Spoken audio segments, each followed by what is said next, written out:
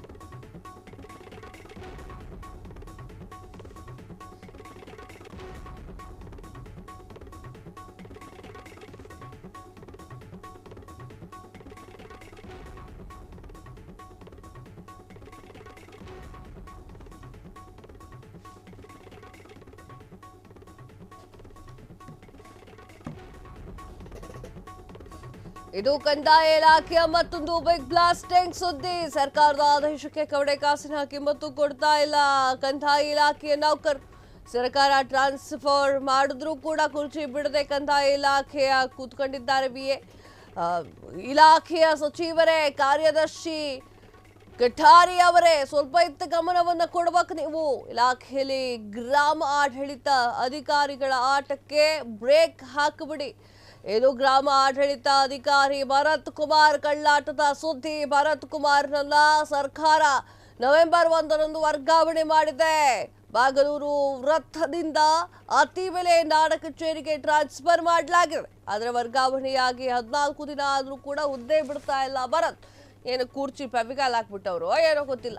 ಬಾಗಲೂರು ವೃತ್ತದಲ್ಲಿ ಭರತ್ ಭಾರಿ ಭ್ರಷ್ಟಾಚಾರ ನಡೆಸ್ತಾ ಇರುವಂತಹ ಆರೋಪ. 5 ವರ್ಷದಿಂದ ಒಂದೇ ಜಾಗದಲ್ಲಿ ಭರತ್ ಕುಮಾರ್ ಠಿಕಾಣಿ. ಈ ಬೆನ್ನಲ್ಲೇ ಆನೇಕಲ್ ತಾಲೂಕು ಅತ್ತಿಬೆಲೆ ಕಚೇರಿಗೆ ವರ್ಗಾವಣೆ ಮಾಡಲಾಗಿತ್ತು. ಬಾಗಲೂರು ಸುತ್ತಮುತ್ತ ಮತ್ತು ಖಾಸಗಿ ಕಚೇರಿಯ ತೆರೆದು ರಿಯಲ್ ಎಸ್ಟೇಟ್ ದಂಧೆ ಕೂಡ ಅವರ ಮೇಲೆ ಆರೋಪ ಇದೆ. ವರ್ಗಾವಣೆ ಆಗಿದ್ರು ಕೂಡ ಕಚೇರಿಯಲ್ಲಿ ಕುಳಿತಿರುವಂತಹ ಭರತ್ ಕೆಲಸ ಮಾಡ್ತಾ ಇದ್ದಾರೆ.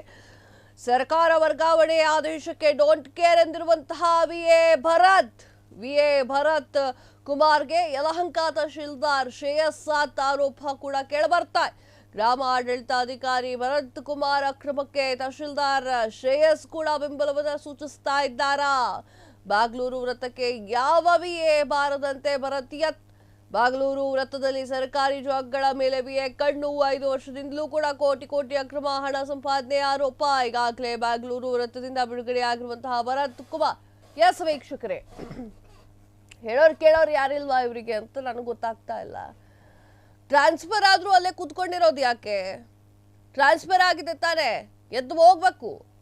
ಯಾವ ಕಡೆ ಗೌರ್ಮೆಂಟ್ ಕೊಟ್ಟಿದೆಯೋ, ಟ್ರಾನ್ಸ್ಫರ್ ಮಾಡಿದ್ಯೋ ಅಲ್ಲಿ ಹೋಗ್ಬೇಕು. ಸುಮ್ಮನೆ ಇಲ್ಲಿ ಯಾಕೆ ಕೂತ್ಕೊಂಡಿದ್ದೀರಾ? ನಿಮ್ಮ ಮೇಲೆ ಬಂದಿರುವಂತಹ ಪ್ರಕರಣದ ಸಂಖ್ಯೆಯನ್ನ ಗೊತ್ತಿಲ್ಲ ಅಂತ ತಿಳ್ಕೊಳ್ಬೇಡಿ, ಎಲ್ಲದೂ ಕೂಡ ಗೊತ್ತಿದೆ. 5 ವರ್ಷದಿಂದ ನೀವು ಕಟ್ಟೆ ಹಾಕಿದ್ದು ಆ ಒಂದು ಪೊಸಿಷನ್ ಅಲ್ಲಿ ಕುತ್ಕೊಂಡು ತಿಂದಿರುವಂತಹ ವಿಚಾರಗಳು ಕೂಡ ಎಲ್ರಿಗೂ ಕೂಡ ಗೊತ್ತಿದೆ. ಇಲಾಖೆಯಲ್ಲಿ ಆ ಗ್ರಾಮ ಆಡಳಿತ ಅಧಿಕಾರಿ ಆಟೋಪಕ್ಕೆ ಸ್ವಲ್ಪ ಬ್ರೇಕ್ ಹಾಕಲೇಬೇಕಾಗಿದೆ. ಭರತ್ ಕುಮಾರ್ ಕಳ್ಳಾಟದ ಸುದ್ದಿಯನ್ನ ಇವತ್ತ ನಿಮ್ಗೆ ಹೇಳ್ತಾ ಇದ್ದೀನಿ. ಭರತ್ ಕುಮಾರನ್ನ ಸರ್ಕಾರದ ನವೆಂಬರ್ 1ರಂದು ವರ್ಗಾವಣೆ ಮಾಡಲಾಗಿತ್ತು. ಆದ್ರೂ ಕೂಡ 15 ದಿನ ಆಯ್ತು, ಇವತ್ತು 14ನೇ ತಾರೀಕು. ಆದ್ರೂ ಕೂಡ ಭರತ್ ಕುಮಾರ್ ಆ ಒಂದು ಪೊಸಿಷನ್ ನಿಂದ ಹೇಳ್ತಾ ಇಲ್ಲ. ಬಾಗ್ಲೂರು ವೃತ್ತದಿಂದ ಅತ್ತಿಬೆಲೆ ನಾಡ ಕಚೇರಿಗೆ ಟ್ರಾನ್ಸ್ಫರ್ ಆಗಿದೆ ಪುಣ್ಯಾತ್ಮಂತು. ಆದ್ರೂ ಕೂಡ ಎದ್ದು ಹೋಗ್ತಾ ಇಲ್ಲ.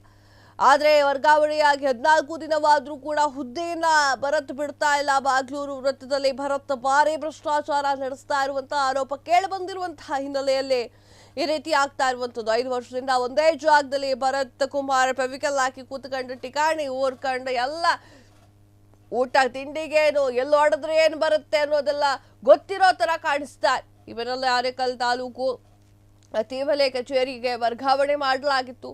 ಬಾಗ್ಲೂರು ಸುತ್ತಮುತ್ತ ಖಾಸಗಿ ಕಚೇರಿಗಳನ್ನ ತೆರೆದು ರಿಯಲ್ ಎಸ್ಟೇಟ್ ದಂಧೆ ಮಾಡ್ತಾ ಇದ್ದಾರೆ ಎನ್ನುವಂತ ಆರೋಪಗಳು ಕೂಡ ಭರತ್ ಮೇಲಿದೆ. ವರ್ಗಾವಣೆ ಆಗಿದ್ರು ಕೂಡ ಕಚೇರಿಯಲ್ಲಿ ಕುಳಿತು ಭರತ್ ಕೆಲಸವನ್ನ ಮಾಡ್ತಾ ಇರುವಂತದ್ದು. ಸರ್ಕಾರ ವರ್ಗಾವಣೆ ಆದೇಶಕ್ಕೆ ಡೋಂಟ್ ಕೇರ್ ಅಂತ ಹೇಳ್ತಾ ಇದ್ದಾರೆ ವಿ ಎ ಭರತ್. ಯಾಕಪ್ಪ ಸರ್ಕಾರದ ಆದೇಶವನ್ನ ಅಲ್ಲಗಳೆಯುವಂತದ್ದು ಏನಾಗಿದೆ ಅಲ್ಲಿ? ವಿ ಎ ಭರತ್ ಕುಮಾರ್ಗೆ ಯಲಹಂಕ ತಹಶೀಲ್ದಾರ್ ಶ್ರೇಯಸ್ ಕೂಡ ಕೊಡ್ತಾ ಇದ್ದಾರೆ ಎನ್ನುವಂತ ಆರೋಪಗಳು ಕೂಡ ಕೇಳಿ ಬರ್ತಾ ಇದೆ.